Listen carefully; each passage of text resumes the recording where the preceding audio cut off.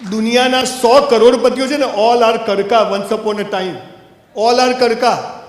પૈસાદાર ઘરોમાં પ્રતિભાઓ પેદા થતી નથી, પ્રતિભાઓ પેદા થાય છે સામાન્ય ઘરોમાં. આપણને ખબર જ નથી. તમને ભગવાને બધા સ્પેર પાર્ટ આપ્યા છે ને. લોટરી છે, લોટરી માં તો નસીબ જ ફૂટેલા. તું ઢોલ છે સાલા, ફૂટેલો આખો. ખબર જ નથી. પણ બહુ સિમ્પલ વાતોથી જીવનમાં કંઈ અચીવ કરી શકાય. આ પવન અત્યારે ઘણો બિઝનેસ કરી શકે છે, ખાલી ચેરિટીનું, સેવાનું કામ કરે. મને થયું કે આવા માણસો બી લોકોને ખબર પડી છે કે આવા લોકો છે, ઘણો બિઝનેસ કરી શકે છે. પણ કે ના, સ્કૂલમાં બાથરૂમ બનાવવા જાય, ગરીબ છોકરાની બર્થડે સેલિબ્રેટ કરે, અનાથ આશ્રમ અહીંયા આ કરે, તે કરે, આ કરે. મને પણ, હું આજે બહુ મોટો બિઝનેસ કરું છું, કરી શકું. અહીંયા આવવાનું શું મળવાનું હતું? આજે હું 35 વર્ષે પહેલી વાર ટ્રેનમાં બેઠો. 35 સુધી ટ્રેનમાં નથી બેઠો, પણ ટ્રાફિક જામ હતો. મેં તું મોડો પડીશ તો બેન લોહી પી જશે. ક્યાં પહોંચ્યા, પહોંચી જ જવા દે. તો વોટ ઇઝ ધીસ? માં તો કારમાં આવવાનું હતું, ટ્રેનમાં આવ્યો. આપણે મંદિર જતા ને કૂતરું બટકું ભરી જાય, આપણે બટકું ભરાવા ગયા હતા. એટલે પ્રેમ આપણે કરીને લગ્ન બીજો કરી જાય. There is her mathematics. તમને ખબર જ નથી. પણ તમે આ પૃથ્વી પર ગયા જન્મના 84 લાખ યોનિઓમાં ફરીને જે કર્મ કર્યું છે એ પ્રમાણે ભાઈ બહેન મિત્ર પતિ પત્ની બધું મળ્યું છે. પણ હવે નવા કર્મ કરવા આપણા હાથમાં છે.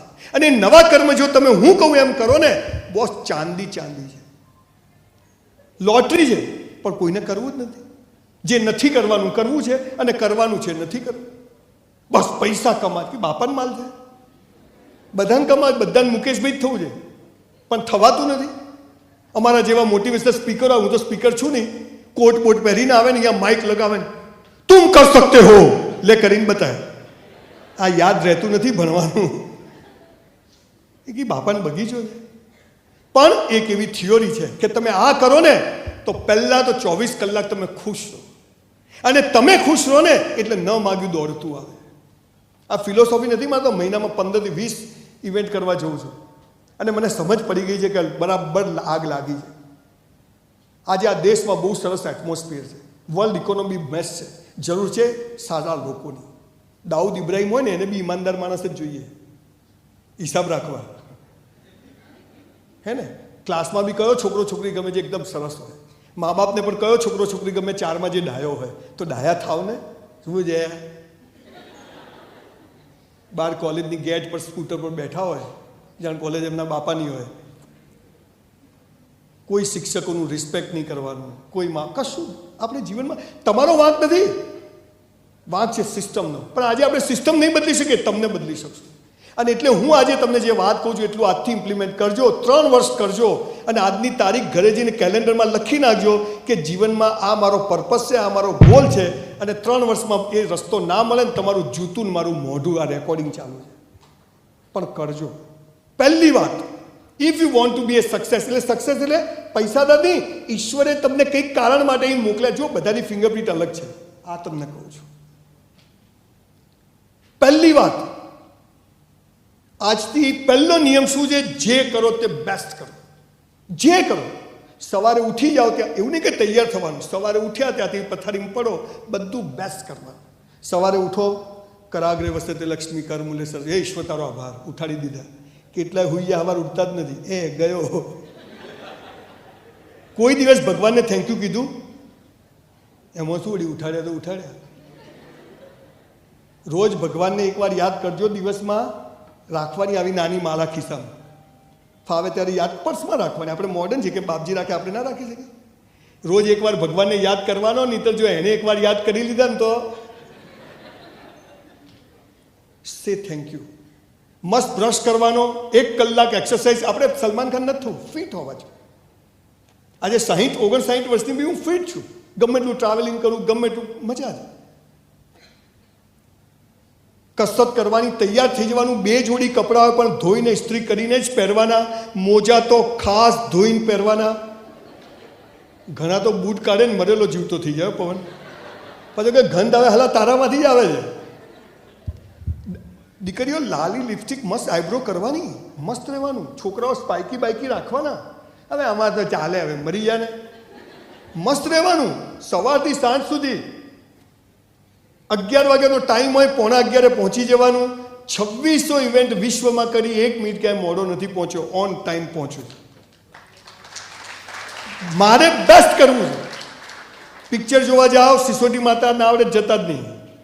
આ શું કથાન છે માન, સાલા ઝૂકેગા નહીં. સીટ પર ઊભા થઈને નાચવાનું, બાજુવાળો કે ચૂપ રહે, કે તું ચૂપ રહે, કે માર ખાશે સાલા. એટલે 500 રૂપિયા આપ્યા કે કથામાં આવ્યું. જે કરો તે બેસ્ટ કરો. મારા જીવનની એક વાત હું બધે જ કહું છું. I was literally waiter in a hotel. 400 રૂપિયામાં મેં 3 વર્ષ મેં તો અમેરિકા જઈને શું કરવા કરવું, અહીં જ કરો. બધા ત્યાં જઈને એ જ કરે. પછી અહીં સાલા પાણીની બોટલ લઈને ફરે, વેરી ડર્ટી. સાલા અહીંથી જ ગયો છે તું.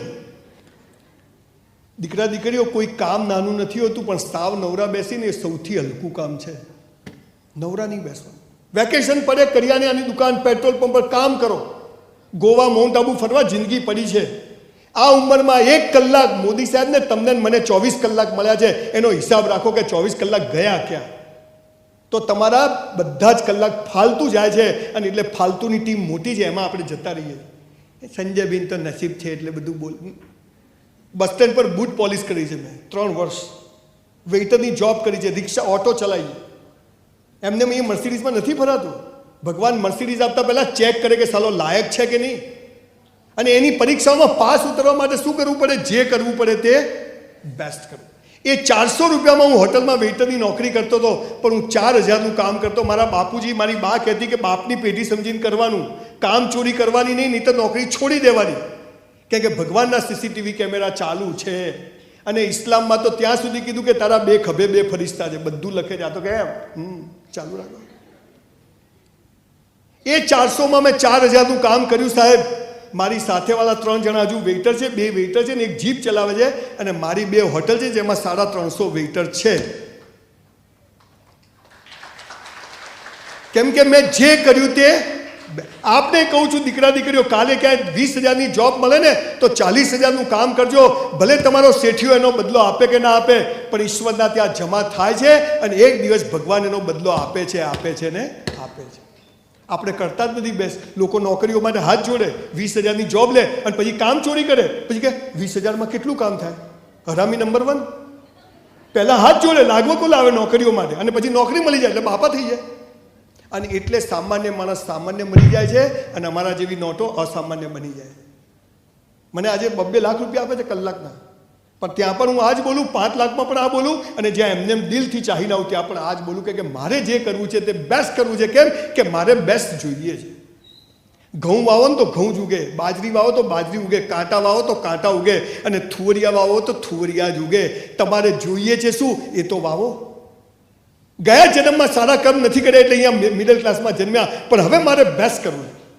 કચરો ફેંકીએ તો કચરા પેટીમાં જ. રાત્રે 12 વાગે સિગ્નલ આપીએ ને તો બત્તી બતાવીને જ સિગ્નલ સ્કૂટર વાળવાનું. આ તો આમ પગ બતાવે મારા બેટા. રાત્રે સૂઈએ, પથારીમાં સળ ના હોવો જોઈએ. આપણે કોલેજમાં આવ્યા, આપણું આઈ કાર્ડ જો લગાવવાનું કીધું તો હોવું જ જોઈએ. આપણું સ્કૂટર બધું બેસ્ટ કરવાનું. 3 વર્ષ દીકરા દીકરીઓ બેસ્ટ કરો અને you see the magic.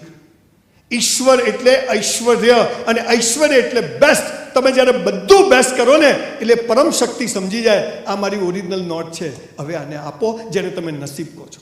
That is called લક. કરો. આજથી નક્કી કરો કે જે કરીશું તે બેસ્ટ કરીશું. બીજો નિયમ, બધું બેસ્ટ કર્યા પછી ઈશ્વર પર શ્રદ્ધા. હવે તકલીફશાળી શું? ઈશ્વર એટલે શું? ભગવાન એટલે શું? સ્વામિનારાયણ, શંકર ભગવાન, મહાવીર સ્વામી, મેલેડીમાં, ખોડિયારમાં, હનુમાન દાદા, અલ્લાહ, જીસસ. પાછો લોચો. 300 ધર્મ અને 3000 સંપ્રદાયો. દિમાગની પથારી ફરી ગઈ. પેલા મોહમ્મદ પૈગંબરે 1 અલ્લાહનું કીધું તો ત્યાંય 72 ફિરકા બનાવી દીધા. દિલ હે કે માનતા નહીં. ઈશ્વર એક છે, બધા માટે સરખો છે. આ બધા એના સ્વરૂપો છે. એ સ્વરૂપોમાંથી એક પરમ તત્વ છે જેને સુપર પાવર કહેવાય. બધા જ દેવી દેવતાઓ, કશું ખોટું નહીં. તમે કોને માનો છો એ મહત્વનું નથી, તમે કોઈને માનો છો એ મહત્વનું છે.